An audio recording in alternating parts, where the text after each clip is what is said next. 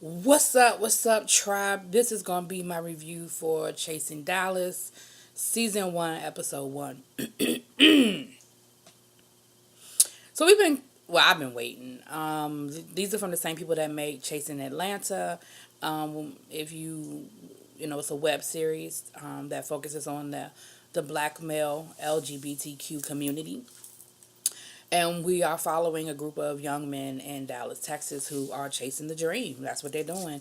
And most of them are in the field of, whether it be dealing with some sort of, they're either stylists or cosmetologists or makeup artists. Trying to think of some of the, one is a fitness trainer that specializes in bigger guys, trying to get them in shape. He told his story. He was once a big guy, and guy broke up with him, said that you too big for me, so he lost weight, which we do. We lose weight, thinking that's gonna make somebody happy, and he said he lost the weight, and the person still wasn't happy. But in the process, he fell in love with fitness, and so he's trying to spread that love of fitness. Um.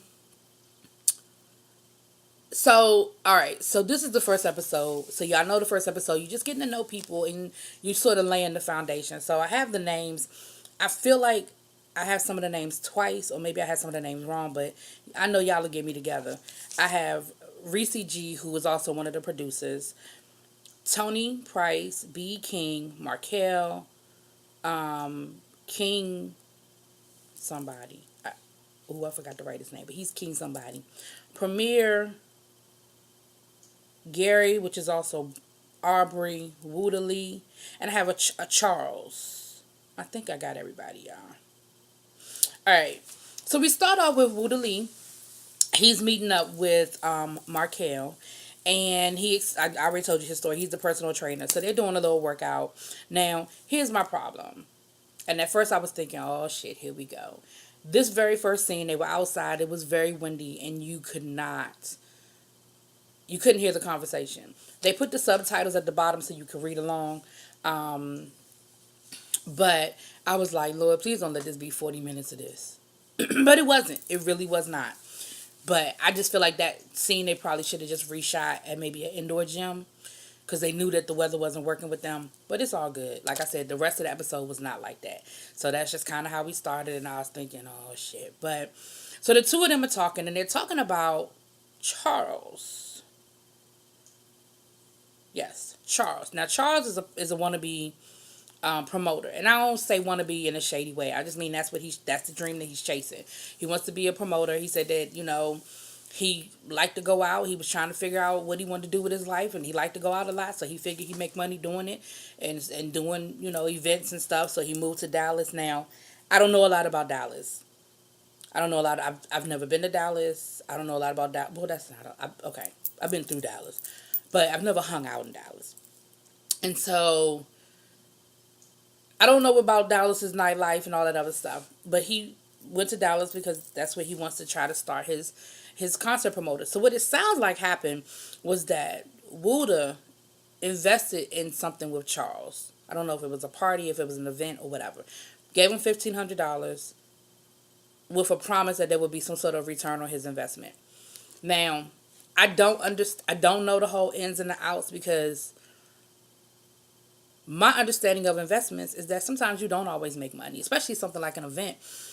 It is based on whether you sell tickets, whether people come, whether people. So I'm not sure what type of guarantee Charles gave Wuda when he gave him the money, as far as even if we don't make a profit, I'm gonna make sure I give you your money back. Like I don't know what was said, but what the problem is that Wuda want his money. He was like, look, I was expecting to get at least double my money, but even if I just get my original investment back, that's what I expect. And so he looking for Charles. He's like, and when I see him, it's gonna be a problem on site. So he looking for Charles. So we already see that there's some shit with them, and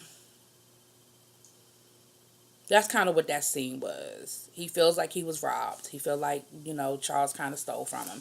So that's what that scene was. So then we see B. King, who was a makeup artist. Now, B. King, he's in an open marriage. Like, he makes it clear that, he said, I'm happily married, but don't let that stop you from sliding in my DMs. And we find out later on he got a jacked account. For those who don't know what a Jacked account is, Jacked is it's like Tinder for gay men. It's like a hookup app, you know. And even though I know Tinder's not supposed to be a hookup app, but a lot of people use it as a hookup app. But it's like a hookup app. So, and most people who have Jack, they just trying to hit it and keep it moving. Like, it's not no let's get together, build no, family type thing. That's my understanding. Again, if I'm wrong, correct me in them comments. Politely correct me. So,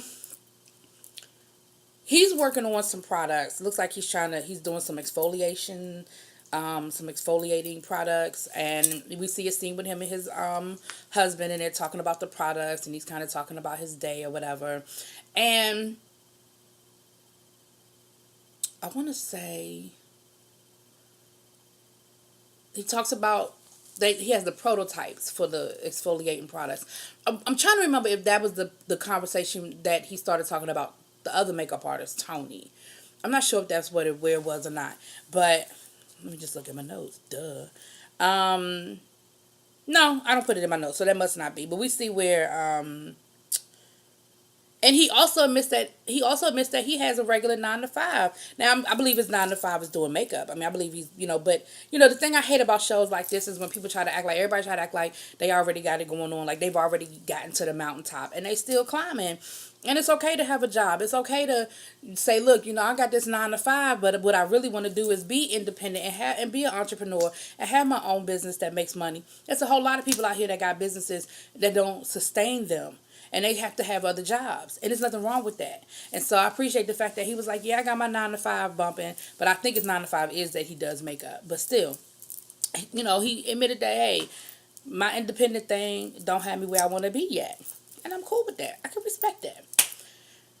B sounded, but Mr. King, B King, he sounded like he was reading a script and he kept forgetting. It sounded like he wrote out a script, and as he was talking, like in his confessionals and stuff, you know how you memorize something and then you forget the word, like you forget part of what you memorized, and so you get stuck and you don't know how to. I felt like that's what he was doing in his confessional sometime. I felt like he had a script in his head, and when he messed up the script, that he sort of got lost in it. But it's cool. Again, it's new. They're getting used to the cameras. They're getting used to being on camera and how you work that. So that's cool. I ain't, that's no big deal. I just thought it was cute, that he would kind of get stuck and would be like, All right, so then we see Premier, who is an interior designer. And Premier calls himself a socialite. He said that, he's a mover and shaker down in these Dallas streets, and if he don't know about it, then it must not be hot, right?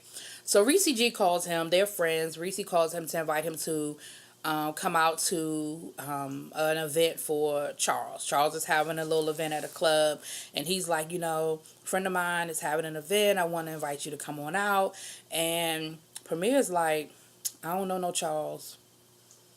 I don't know him, so if I don't know him, he must not be hot, and his event must not be hot, so I probably ain't gonna be able to make it. So, Reese was like, all right, well, you have to come next time, no big deal. So then we get to the event. We see Charles. Charles has set up this event. Now, come to find out, I'm gonna give him a benefit of the doubt on this event, because at the last minute, they had to change locations. And you spend 2 weeks advertising one place, and then at the last minute you got to change it to another place. Then you got to, people probably were at the other place. So the event wasn't really a lot of people there. And, people kept making mention of the fact that there wasn't a lot of people there. But when he explained that he had to change locations, and I was like, oh, that's probably what happened. That he had to change up his location, And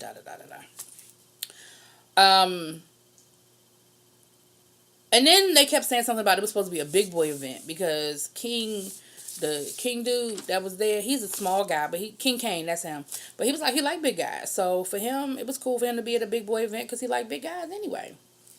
I just thought it was interesting that it was a big boy event, but you want people to come. You better take tickets from anybody who buying a ticket. So, all right, here's where some of the stuff started going down. So they're at the event.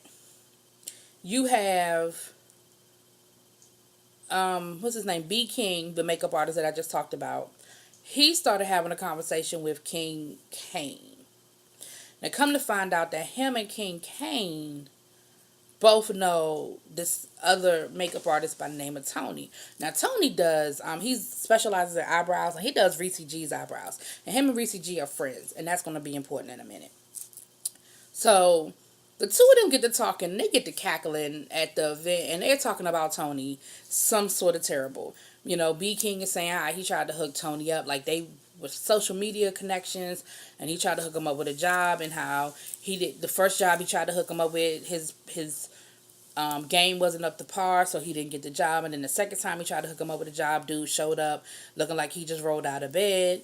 And so he said, he said, and so then King Kane was like, well, he did the makeup for a friend of mine. He did her makeup, and he had her looking orange. He totally screwed up her makeup, and, it was a mess.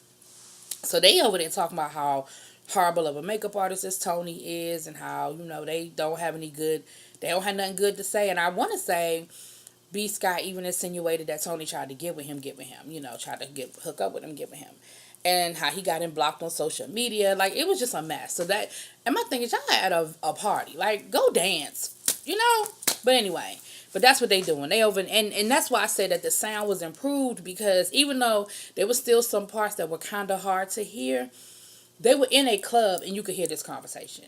So that's why I said that first scene, I ain't gonna hold it against them. I just think they should have reshot it. But you could definitely tell that the people were mic'd. You could definitely tell that the sound quality was better compared to other shows. I'm not going to say no names.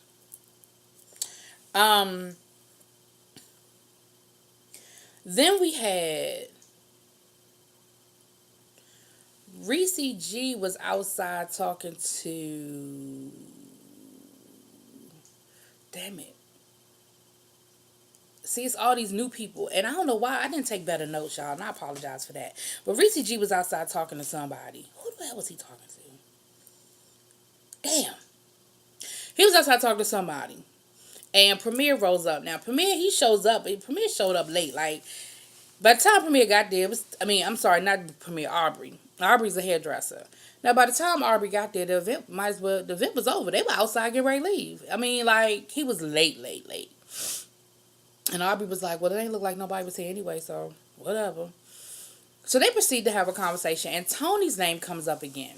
So when Tony's name comes up, B. King and King Kane kind of give each other that look and start, you know how people be like looking like, and so Reese was like, well, what's the tea? Like, what's up? What's the tea? And they were like, nothing, just, we know Tony, we know him. And, they proceed to tell him, well, he got me blocked on social media. And they tell him a few little tidbits, but they don't tell him a lot. They tell him enough for him to know that there's some beef, but they don't tell him a lot. So, Reese tells him that he's going to have he's having an event, that he's new to the city and he wants to have an event to meet everybody and to get everybody together. So he's having an adult Easter egg hunt / brunch. I think that's a cute idea. I saw that they had on Southern Charm that I look at, they did an adult Easter egg hunt, and it was cute. They had like bottles of wine, like the little miniature bottles of wine, condoms, lube. It was cute. I thought it was a cute idea. So the next episode is gonna be his event of the Easter egg hunt, and why my phone keep going off, and so he's inviting everybody, and of course everybody's coming or whatever. He's like, y'all better come to my event, and he said it's going to be in his courtyard, darling. It's going to be in his courtyard, honey. Reese is grand, okay? Reese is grand. And so he goes back to Tony. He carrying the tea. And this is where he get a little messy. Reese was a little messy because Reese was like, now look, they was talking shit about you. What's up? What's the tea? What's good? And so Tony tells his side of the story. He was like, I don't have him blocked on social media. I got him blocked on Jack'd. And that's when Reese was like, Jack, he's supposed to be happily married. What are you doing with a Jack'd account? And Tony goes on to say, basically give his side of the story and was like, look, it ain't even like that, that mess that they talking, like, we just didn't get along. We just didn't click, and it is what it is. So it doesn't sound like he has the same sort of like, at least I didn't pick up on the same sort of like venom or nastiness towards them that they had towards him. But I mean, of course, they're the ones that said that he screwed up, a job opportunity, and he screwed up people's makeup. But to hear Tony tell the story, he was like, I got clients that, from the industry on down to, you know, the queens on, the drag queens in the club. He was like, I do it all. I travel, so it sounds like he kind of got his own thing going on, but maybe, he had a couple of bad clients. Everybody has let me tell you something, you can't make everybody happy. And if he fucked up somebody's makeup one day, okay, he fucked up somebody's makeup one day. But if he doing 5,000 clients and one client is mad, I think that's a pretty good percentage. You know what I'm saying? He said he's got like an 86% return rate. So that means that 86% of his clients are happy, percentage of his clients are happy with what he does. So, but who knows who's telling the truth? I'm sure it'll all come out. It's the first episode. All they doing is getting the storyline set up. So we're going to see what happens. So that was the first episode. I liked it. It was decent. I'm going to keep watching it. Definitely want to see where these storylines go. Because if you've been following any of this, there's been a whole lot of mess with, I want to say with Charles. With Charles and Reese G, I think. No, Tony. Is it Tony?